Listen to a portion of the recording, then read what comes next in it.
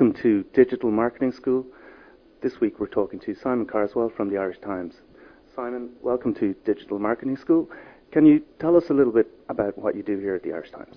I'm finance correspondent for the newspaper, so I cover the banking beat, so it's a pretty busy beat at the moment given what's happening in the banking sector. I've been working here for about 3.5 years now. And how do you use digital media regarding research, resources and information? Well, online and the internet is a pretty crucial part of my job and the use of it. That would range from everything from downloading company reports to following webcasts. For example, the European Central Bank is doing a press conference today, so we'll be watching that online. And really, it forms a huge part of our day. 80-90% of my work in the newspaper when I'm here in the building is centred around online, centred around digital. And obviously then it's complemented by the various meetings, press conferences that I would have to go to. But in many cases you see a lot more webcasts going on, particularly government now is using webcasts more and more. So really it's a crucial part of the job, and we would be lost without digital media in this role. And has it changed a lot in recent times, or has it pretty much been the same since you started?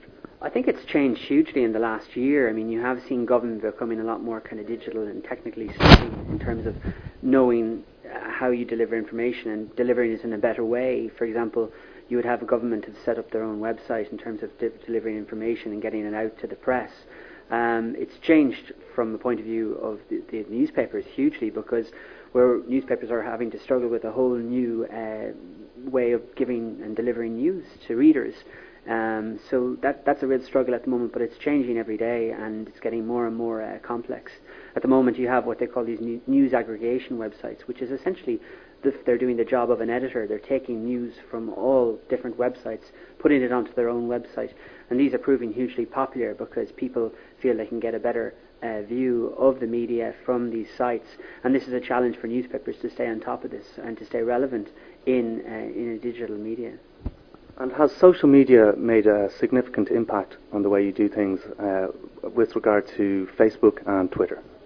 Well, I think that if you consider that people, when they go onto their laptop or their computer in the morning, they look at their Facebook page or they go onto their Twitter account, and they might do that first before they go to a newspaper website. So the difficulty for newspapers is really trying to understand why people do that and to try and tap into that. And I think the Irish Times has been really one of the better papers in terms of trying to tap into that market, try to understand it, and really trying to change how we produce news and how we deliver news to readers with that in mind.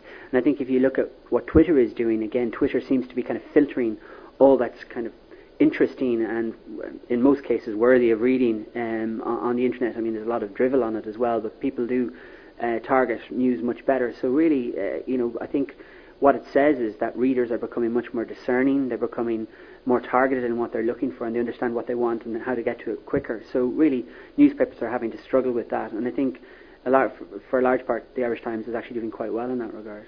And I suppose that leads to this question about iReports and blogging. Has that contributed or been a disruptive element to what you do usually in mainstream media?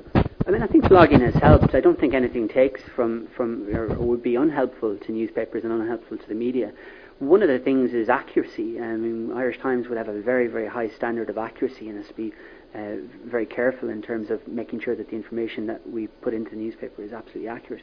And the difficulty with the internet sites and bloggers is that those standards of accuracy can sometimes fall. So you may, for example, in my job, I would get emails and texts and tweets, direct messages from people saying, this is a really interesting story, you should follow that up. You find that when you go to the story and check it out, that really it's at best half true. So bloggers have that advantage of being able to write that. We can't operate in that area because we really need to make sure that information is accurate. Saying that, information that is being put out there in the internet through blogs is very important, and we always have to look at it and always have to bear it in mind. You can't rule it out.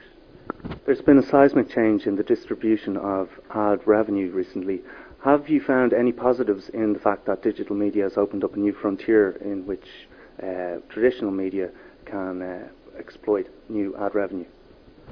Well, I think the mainstream media is really still trying to tackle the cost and coping with the cost of ads migrating from newsprint or newspapers to the internet. The real issue here, and I think it was the most obvious way that we saw this, was in the classified ads. Really, newspapers lost classified ad revenue because that went straight to the internet and people could get classified and post classified ads much more easily on the internet. So that was immediate loss.